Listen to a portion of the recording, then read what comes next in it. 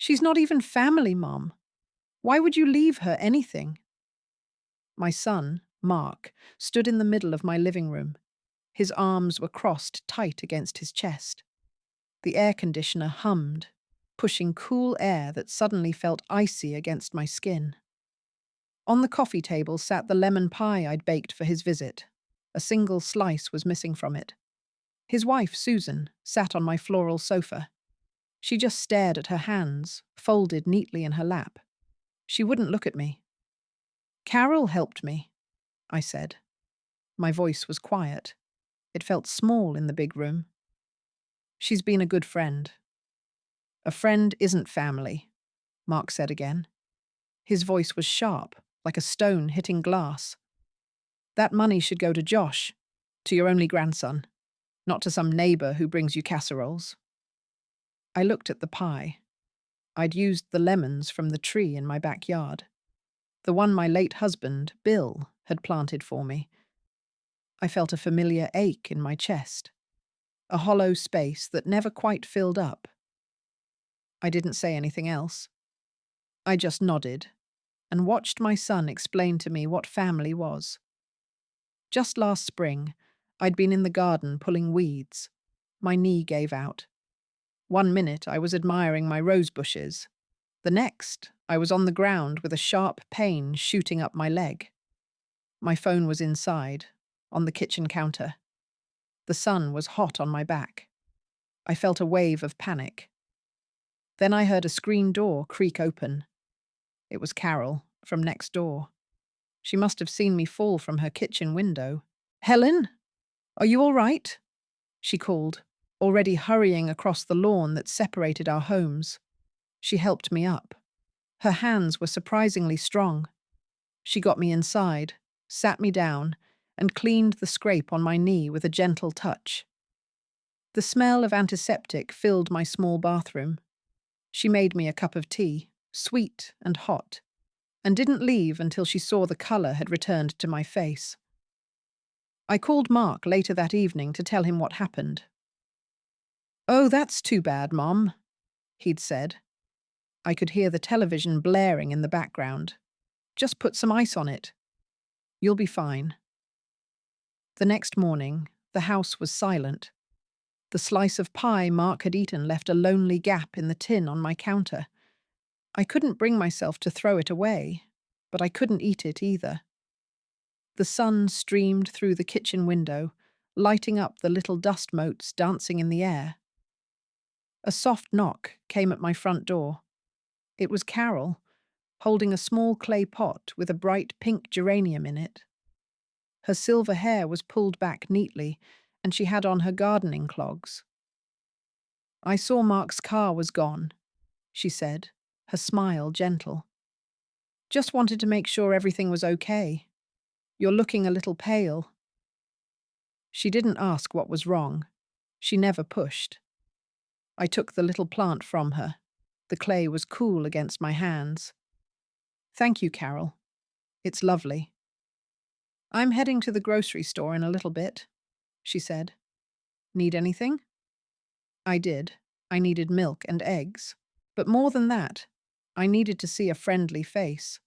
I needed to not feel so alone in my quiet house. "That would be a big help," I said. My voice almost cracked. I sat at my kitchen table and looked at the framed photo on the mantel. It was my grandson, Josh. He was 16 now. In the picture, he was 10, with a big, gappy grin. I remembered writing the check for his braces. $5,000. My Social Security check isn't much, but I'd saved for it. I wanted him to have a perfect smile. When he was a toddler, I drove 2 hours each way, twice a week, to watch him so Susan could go to her college classes. I remembered the smell of his baby shampoo and the weight of his little body, warm and asleep on my shoulder. He used to call me Grammy. Now he didn't call at all. Mark called, though. He called when he needed money for a new water heater. He called when he wanted to borrow my car because his was in the shop. He called to ask about my will. "She's not even family," His voice echoed in my head. I looked at the photo of the smiling boy, and for the first time, I wondered what he would think. Later that week, I was sorting the mail at my dining room table. Bills, grocery store flyers, and a magazine from the AARP. The old grandfather clock in the hall ticked steadily, marking time.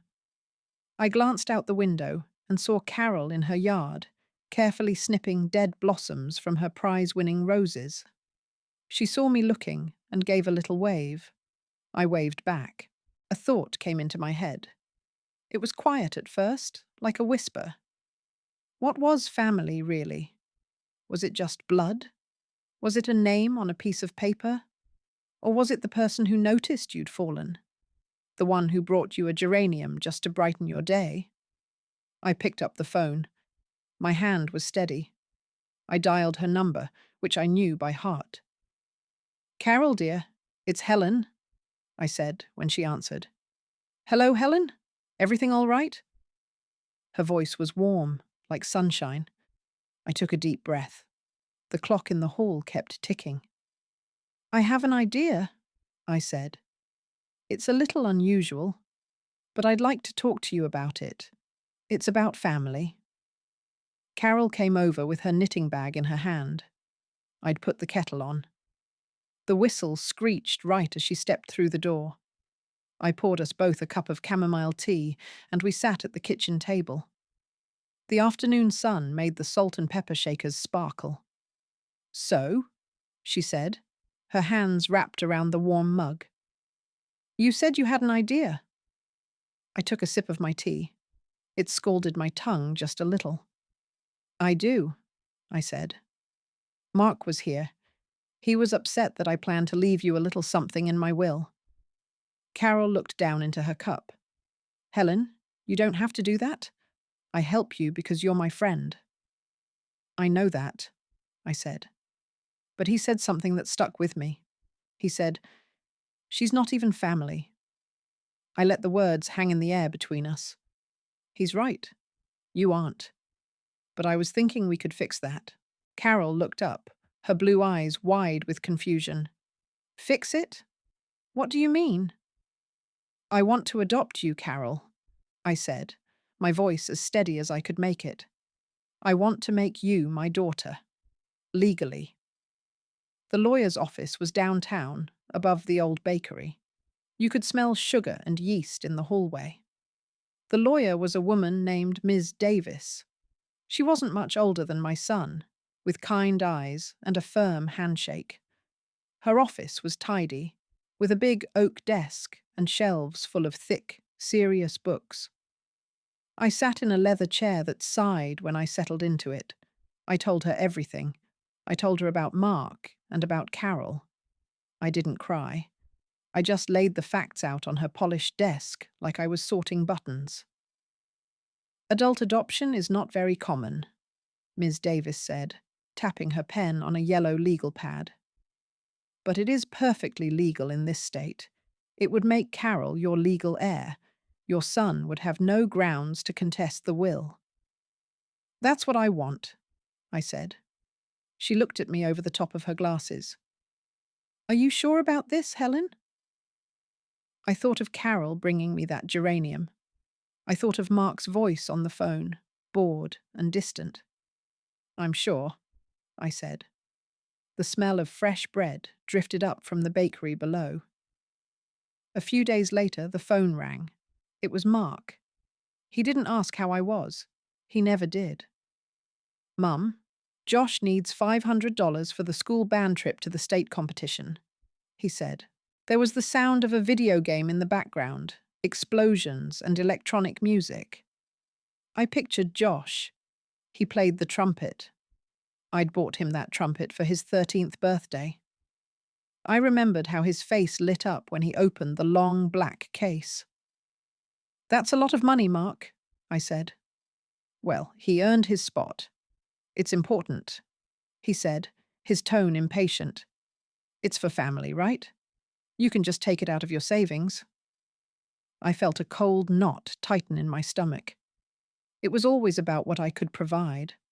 My savings, my time, my house. I'll have to think about it, I said. There was a heavy sigh on the other end of the line. Fine, Mom, but don't take too long. You wouldn't want him to miss out. He hung up before I could say goodbye. The next week, Carol and I went to see Miss Davis together. I drove my old Buick. The seats were worn smooth over the years, and the radio only got one station clearly, the one that played songs from the 70s. Carol hummed along to a tune I didn't recognize. In the office, Ms. Davis explained the papers to us. She spoke slowly and clearly. The room was quiet except for her voice and the rustle of legal documents. I watched Carol as she listened. She sat straight in her chair, her hands folded in her lap, just like Susan had. But Carol's eyes were on the lawyer, taking it all in. She wasn't looking away. This document states your intention to be adopted by Helen Miller, Ms. Davis said, pointing to a line. And this one is Helen's petition to the court. Carol picked up the pen. Her hand didn't shake. She signed her name in neat, careful cursive. Then I signed mine. My signature looked a little wobbly, but it was there. It was done. Two friends, sitting in a quiet office, creating a new family. That evening, Carol came over for dinner. I'd made a roast chicken, and the whole house smelled of rosemary and thyme. We didn't talk about the lawyer or the papers. We talked about her garden and the new book she was reading for her book club. After we ate, we sat on the porch swing. The sky was turning a soft, dusty pink. The chains of the swing made a gentle, rhythmic creak. A cool breeze rustled the leaves of the big maple tree in my front yard. It feels peaceful tonight, Carol said, her voice soft. I leaned my head back and watched the first star appear. I felt a calm settle over me, a quiet rightness deep in my bones. I hadn't lost a son. I had gained a daughter. And for the first time in a very long time, I felt like my future was my own. Ms. Davis called me on a Tuesday morning. The church bells were ringing for 10 o'clock. Her voice was crisp and clear over the phone, with no nonsense about it. Helen, the court has set a preliminary hearing date, she said. I'll need you to gather a few documents. Your birth certificate, your marriage certificate to Bill, and his death certificate. Just the originals. I'll make copies. I have them, I said, looking at the old cedar chest in the corner of my bedroom. They're all together. Excellent. Drop them by my office whenever you can. After we hung up, I opened the chest. The smell of old paper and dry lavender filled the air. I found the certificates tucked inside a heavy manila envelope. Beneath them was a stack of old photographs. There was one of Mark as a baby, wrapped in a blue blanket, his tiny fist curled around my finger. A pang of sadness went through me, sharp and quick. But it passed.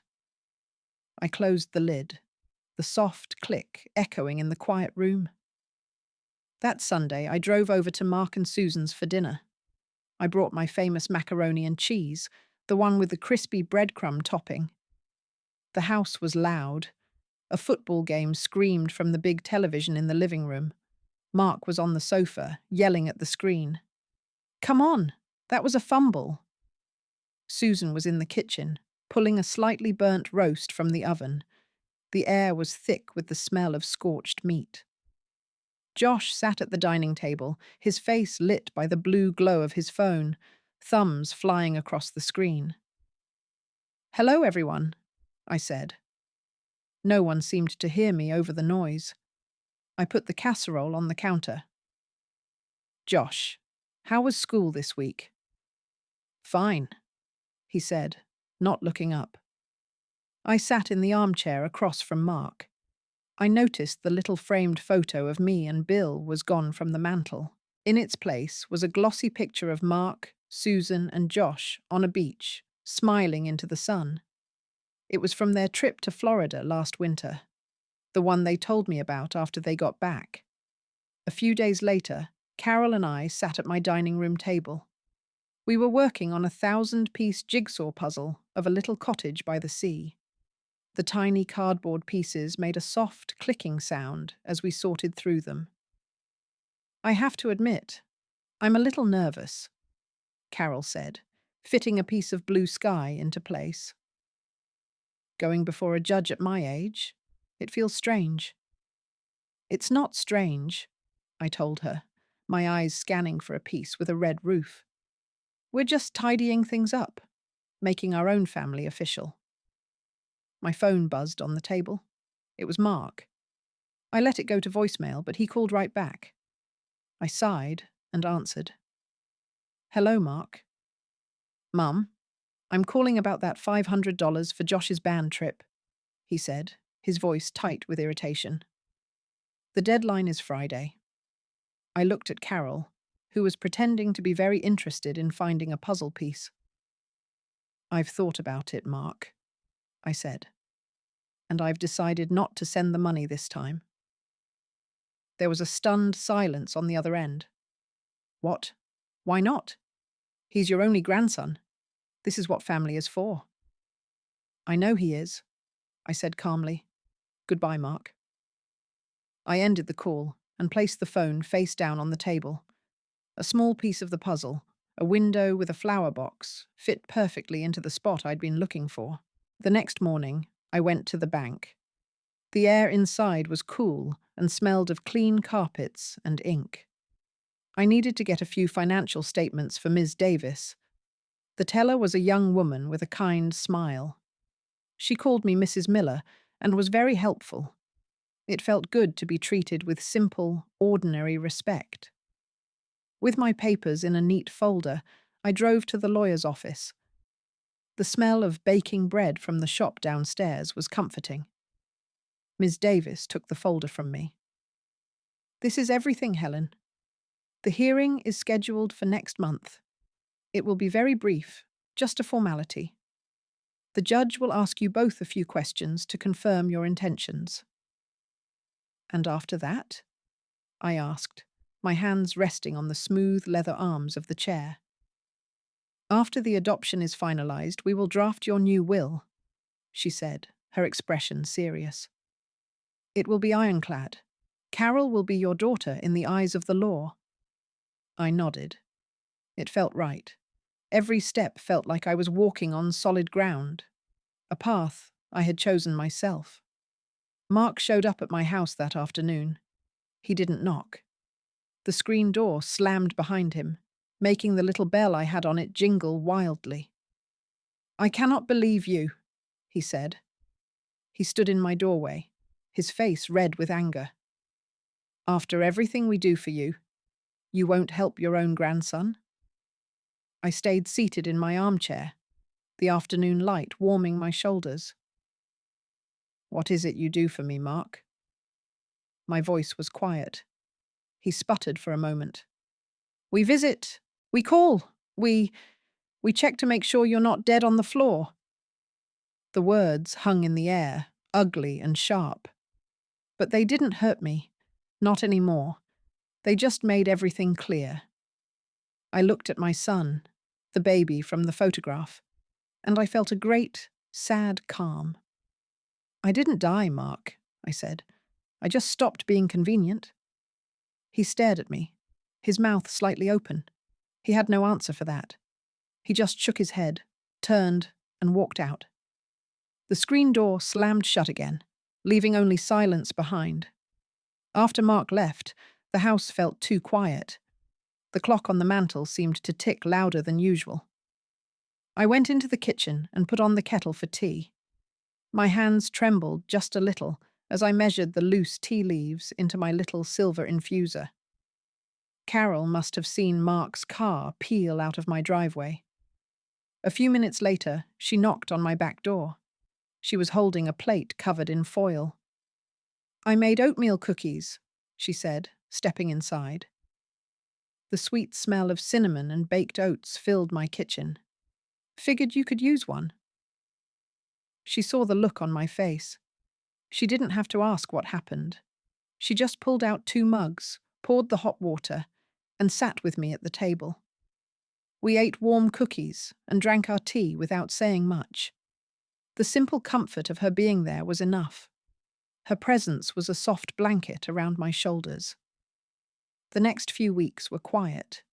I didn't hear from Mark or Susan. Not a phone call, not a text. It was a strange kind of peace, like the stillness after a storm. I knew it wouldn't last, but I enjoyed it while I could. Carol and I fell into a comfortable routine. We'd have coffee on my porch in the mornings. We worked in our gardens in the afternoons. On Tuesdays, we went to the senior center for the yoga class. My old joints complained, but the gentle stretching felt good. One afternoon, we were planting petunias in my front flower bed. The rich, dark soil was cool on my hands. "You know," Carol said, patting the dirt around a bright pink flower, "I haven't felt this much like I belonged somewhere since my husband George passed away." "I know the feeling," I said, looking at her, my new daughter. "I feel it too." The day of the court hearing arrived. It was a bright, sunny morning in early June. I chose my best dress, a light blue one with little white flowers on it. Carol wore a nice navy blue pantsuit. She looked nervous, but very dignified. We drove downtown together. I parked the Buick in the big concrete parking garage. The air inside smelled like damp concrete and exhaust fumes. We walked to the courthouse, our sensible shoes making soft tapping sounds on the sidewalk. The courthouse was an old, grand building with tall columns and wide marble steps. Inside, the halls echoed with footsteps and quiet, serious voices. Our hearing was in a small courtroom. It wasn't like the ones on television. It was just a simple room with a judge's bench, a few tables, and rows of wooden chairs. The air smelled of old paper and furniture polish. "It's going to be fine," I whispered to Carol, giving her hand a little squeeze. She squeezed back. "I know. It just feels so final."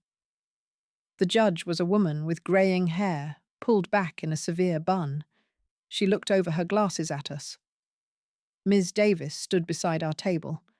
The room was empty except for us and a court clerk who was typing quietly. The judge asked me a few questions first. "Mrs. Miller, you understand that by adopting Carol Jenkins, you are making her your legal daughter and heir, with all the rights that entails?" "Yes, Your Honor, I do," I said. My voice was clear and steady. Then she turned to Carol. "And, Ms. Jenkins, you understand that you are voluntarily becoming the legal daughter of Helen Miller?" "Yes, Your Honor," Carol said, her voice just a little shaky. The judge looked from me to Carol, then back again. A small, almost imperceptible smile touched her lips. "I see no reason to deny this petition. It is clear you have formed a strong familial bond." She banged her gavel once. The sound was sharp and final. "The adoption is granted." A wave of relief washed over me so powerful it almost made my knees weak. It was done. It was real. We walked out of the courthouse into the bright sunshine. The world looked different, somehow. Sharper, more colourful. "Well, daughter," I said, linking my arm through hers, "how about we celebrate with lunch?" Carol laughed, a real happy sound. "I'd like that very much, Mom." We went to a little diner we both liked, the one with the red vinyl booths and the best cheeseburgers in town. The waitress poured us coffee from a glass pot. The diner smelled of coffee and frying onions. We didn't talk about the court, or Mark, or wills. We talked about what colour we should paint my front door. Carol thought a cheerful yellow would be nice. I agreed. It felt like a new beginning. We were a family, officially, and we were planning for the future. A week after the adoption was final, Carol and I went back to Ms. Davis's office. This time, we were there to officially change my will. The air in the hallway still smelled of sugar and bread. It felt familiar and comforting. Ms. Davis had the new documents ready. They were crisp and heavy in my hands. The legal language was complicated, but the meaning was simple. Everything I owned, my house, my savings, my old Buick, Bill's collection of antique clocks, would go to my daughter, Carol Jenkins Miller. I've named Mark as a beneficiary for $1, Ms. Davis explained, pointing to a clause. This is important. It shows he was not forgotten, which makes it much harder for him to contest the will on those grounds. $1, I said. It felt right. An acknowledgement, but nothing more. I signed the last page with the pen Ms. Davis offered me. The ink was a dark, decisive blue. 2 witnesses, a paralegal and a young man from the office next door, signed after me. Their signatures were firm and clear below my own shaky script. Life settled into a pleasant rhythm. Carol and I painted my front door a sunny, buttery yellow. It made the whole house look cheerful. We started taking walks in the park every morning before the day got too hot. The air smelled of cut grass and damp earth. One afternoon, we were sitting on my porch swing, drinking iced tea. The ice cubes clinked against the glasses. Carol was telling me about a new mystery novel she was reading. My phone rang. The screen showed Susan's name. I hadn't heard from her in over a month. I hesitated, then answered. "Hello, Susan," I said. "Helen?" she said. Her voice was strained. "It's Josh's birthday next Saturday. We're having a small family barbecue. We were hoping you'd come." A family barbecue. The invitation felt like a trap. "Oh," I said. "I'm not sure I can make it." "Please, Helen. It would mean a lot to Josh," she said. I could hear the falseness in her tone, like a bell that was slightly cracked. "Mark misses you too. He's just stubborn." I looked at Carol, who was watching a robin pull a worm from the lawn. "I'll think about it," I said, and hung up. "Are you going to go?" Carol asked quietly, not looking at me. I sighed, the porch swing creaking with the movement. "I don't know. Part of me thinks I should. He's still my grandson." "And part of you doesn't?" she prompted gently. "Part of me is tired, Carol," I said. "I'm tired of being the bank. I'm tired of being the babysitter. I'm tired of being a tool they only pick up when they need something." I took a long sip of my iced tea. It was cold and sweet. "They don't want me there. They want my birthday check." Carol reached over and put her hand on my arm. Her touch was light and warm. "Then don't go. You don't have to." It was that simple. I didn't have to. For the first time, I felt the real power of that choice. I didn't go to the barbecue. Instead, I wrote Josh a nice card and put a $20 bill inside. Not the 500 they expected, but enough for a teenager to buy a new video game or go to the movies with his friends. I mailed it on Thursday. On Saturday, Carol and I decided to have our own celebration. We drove out to the coast. It was a beautiful day, with a clear blue sky and a gentle breeze coming off the ocean. The air smelled of salt and sunscreen. We walked along the beach, letting the cool water rush over our bare feet. We found a little seafood shack and ordered fried clams and French fries. We ate them out of paper baskets at a picnic table overlooking the water. Seagulls cried overhead.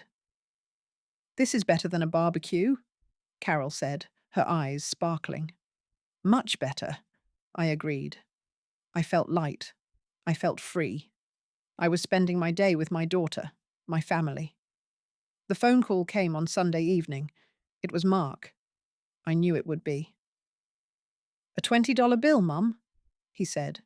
There was no greeting, just anger. $20? For your only grandson's 17th birthday? I sent him what I could, Mark, I said calmly. I was sitting in my favorite armchair, a soft Afghan over my lap. Don't lie to me. You have plenty of money in your savings. Susan and I were counting on you to help with his car insurance. He snapped. What is wrong with you lately? Nothing is wrong with me, I said. I'm just making different choices now. My money, my choices. He was silent for a long moment. I could hear him breathing hard on the other end of the line. Is this about that neighbor? Is she putting these ideas in your head? Carol is my daughter, I said, the words clear and firm. And she has nothing to do with this. These are my decisions. I hung up the phone before he could say another word. The house was quiet, and I was not afraid. Thanksgiving arrived, as it always does. The air turned crisp, and the leaves on my big maple tree turned a brilliant shade of orange. Usually, I would spend a week cooking and preparing for Mark and his family to come over. This year, the phone stayed silent. There was no call from Susan asking me to make my famous pumpkin pies. Carol and I decided to have a quiet Thanksgiving, just the two of us. I roasted a small chicken instead of a big turkey. Carol made mashed potatoes and a green bean casserole that was better than any I'd ever tasted. The house smelled of sage and melting butter. We ate at my small kitchen table, not the big dining room table I usually set. Sunlight streamed through the window. It was peaceful. We talked about what we were thankful for. I was thankful for her. I have something for you, Carol said after we finished eating. She handed me a small, flat box wrapped in brown paper and tied with a simple string.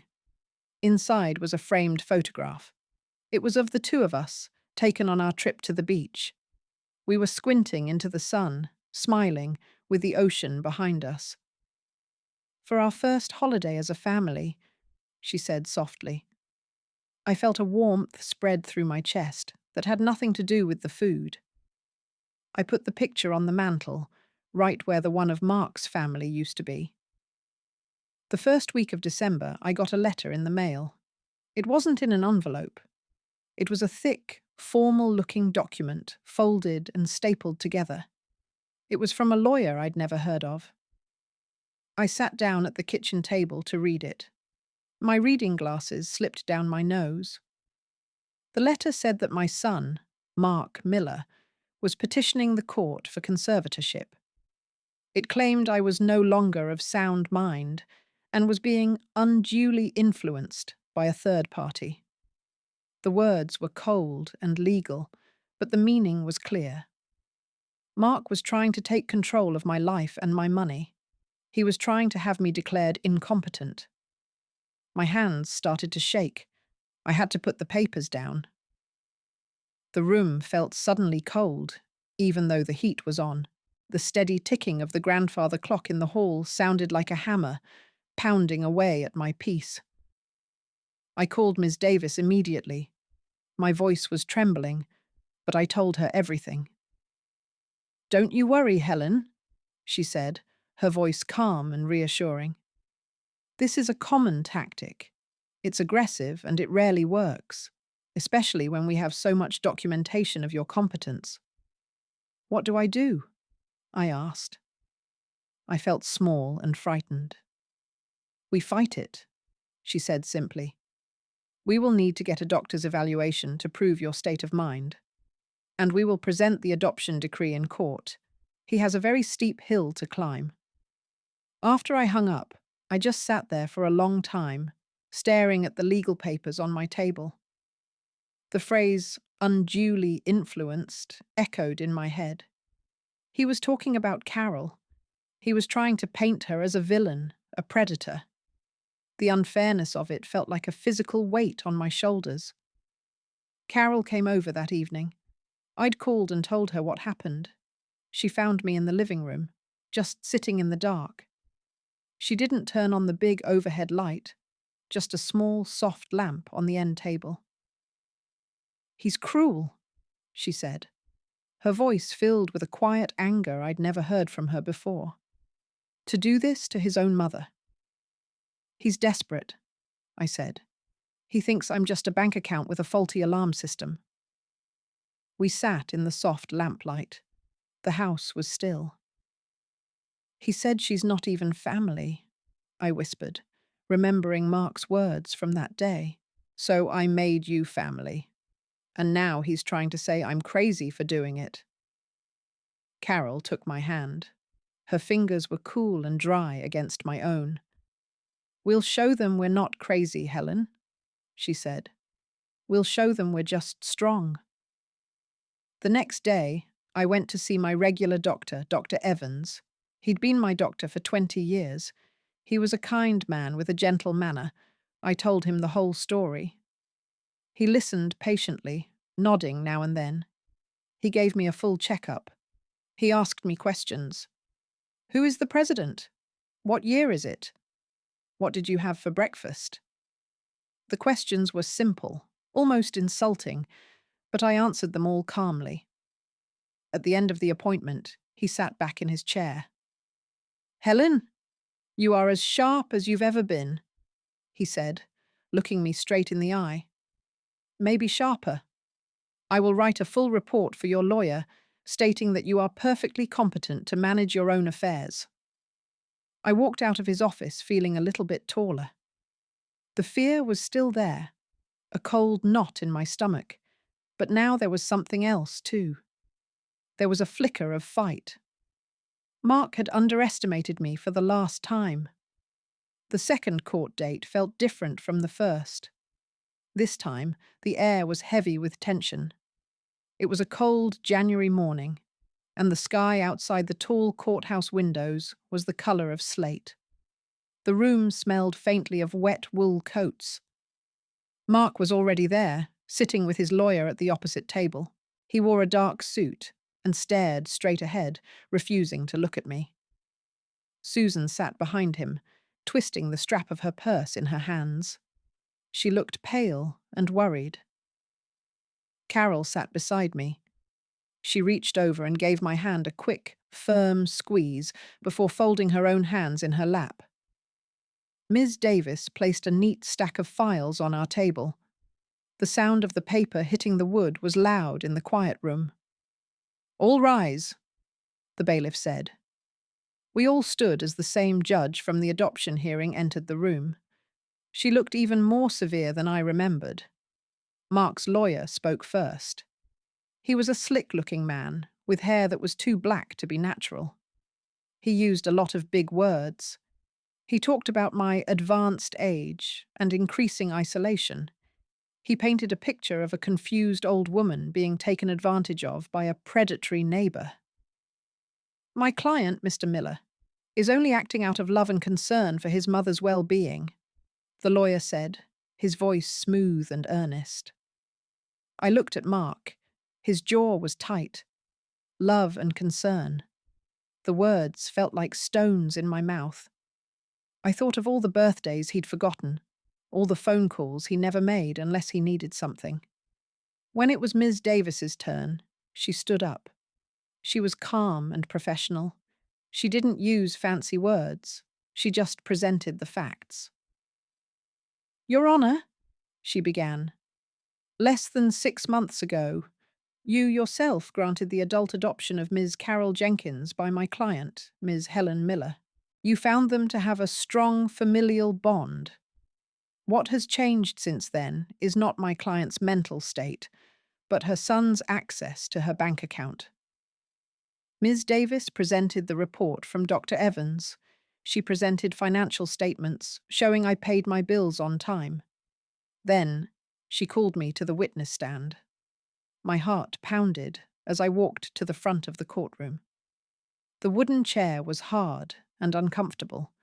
I smoothed my dress over my knees and looked at the judge. Mark's lawyer asked the questions. Mrs. Miller, isn't it true that you recently changed your will to exclude your only son? I changed my will to include my daughter, I said, my voice clear. This daughter you only met a few years ago?" he asked, his tone dripping with sarcasm. "I have known Carol for 10 years," I said. "She has been more of a child to me than my own son has for a very long time." I glanced at Mark. For a second, his eyes met mine. I saw anger, but underneath it, I thought I saw a flicker of shame. The lawyer kept pushing. He asked about the money for the band trip and for Josh's birthday. He tried to make me sound forgetful and confused. "Why would you leave your entire estate to a neighbor, Mrs. Miller?" he asked, his voice rising. "A woman who isn't even family?" The words echoed in the silent courtroom. Mark's words thrown back at me. I took a deep breath. "She wasn't family," I said, looking directly at the judge. "So, I made her my family. My son was worried about his inheritance. I was worried about my life. I chose the person who helped me live it, not the person waiting for me to die." A quiet gasp came from where Susan was sitting. Mark's lawyer had no more questions after that. The judge took less than 10 minutes to make her decision. She looked down at Mark, her expression stern.